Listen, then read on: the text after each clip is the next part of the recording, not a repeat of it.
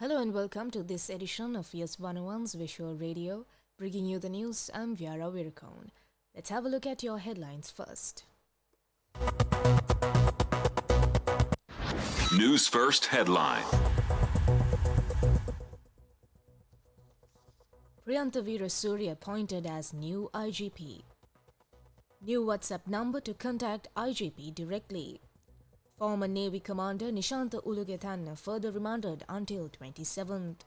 Attempted murder of Dalipa Lakmal foiled in Minuwangoda Yagoda Mulla.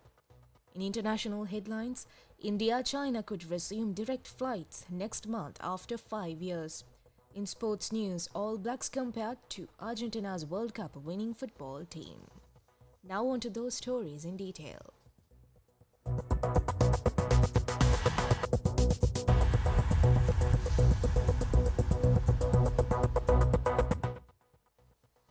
In your top story, Senior Deputy Inspector General and Attorney at Law Priyantha Weerasuriya has been officially appointed as the new Inspector General of Police.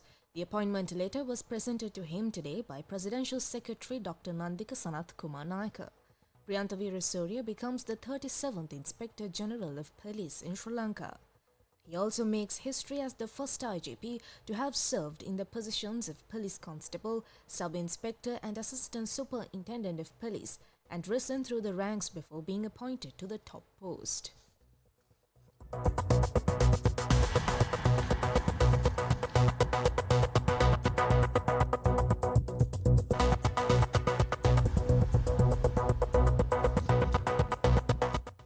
In more local news, a new WhatsApp number has been introduced for the public to directly communicate their concerns to the Inspector General of Police.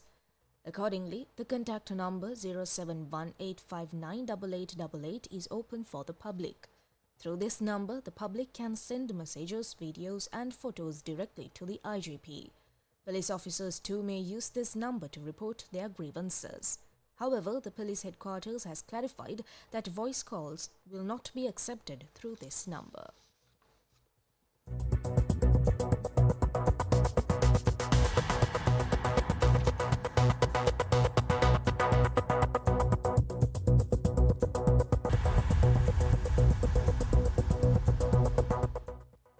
In more local news, former Navy Commander Nishantha Ulugethanna has been further remanded until the 27th of this month.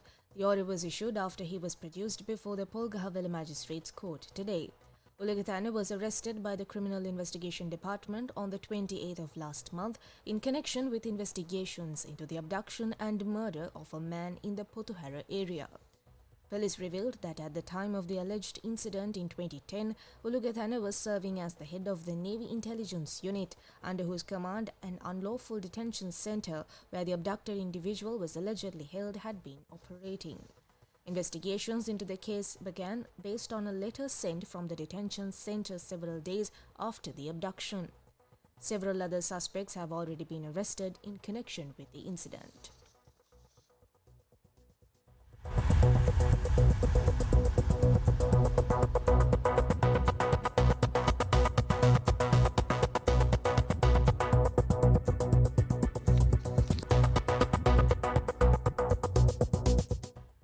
Finally, in local news, an attempt to assassinate Dalipa Lakmal, also known as Pas Dalipa, in the Minuwangoda Yagoda Mulla area was foiled this afternoon.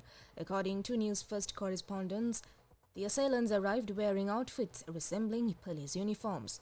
Two men had arrived at Pas Dalipa's residence in Yagoda Mulla, Minuwangoda this afternoon on a motorcycle.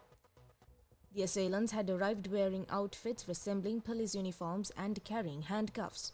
The assailants had questioned who Pas Dalipa was and had attempted to open fire when another person at the scene had attacked the firearm with a plastic chair. At that moment, the cartridge of the firearm had disengaged and fallen onto the ground. Following the first failed attempt, the gunmen had run towards the road and attempted to open fire once more. However, the cartridge had once again disengaged from the weapon. The attackers fled on the same motorcycle they arrived on. Police stated that the motorcycle used by the assailants was later found abandoned in Raddalugama Seeduwa.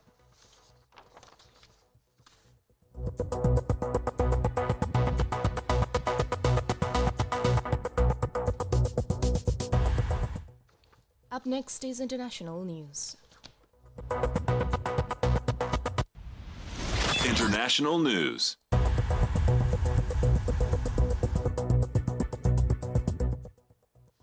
A Bloomberg report has iterated that as India and China try to revamp their political ties, they are set to resume direct flights as early as next month. Air connectivity between India and China had been on hold since the COVID-19 pandemic. During that time, travelers had to pass hubs like Hong Kong or Singapore. However, the Indian government has asked airlines in India to be prepared for flights to China on short notice.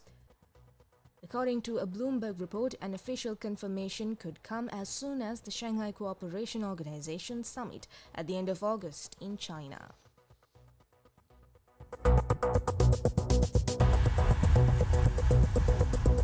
Up next is sports news. Sports news. In your sports news, Argentina loose forward Marco Kremer reckons Saturday's opponents, New Zealand, are rugby's equivalent of his country's World Cup winning soccer team. Kremer is due to return to the lineup after an injury layoff when they open this year's Rugby Championship in Karuba at the weekend against the All Blacks, a team he has long admired. Kremer missed Argentina's June tests against England and Uruguay, having struggled with his knee over the last year.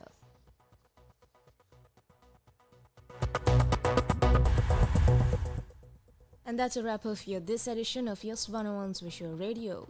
Thank you for watching.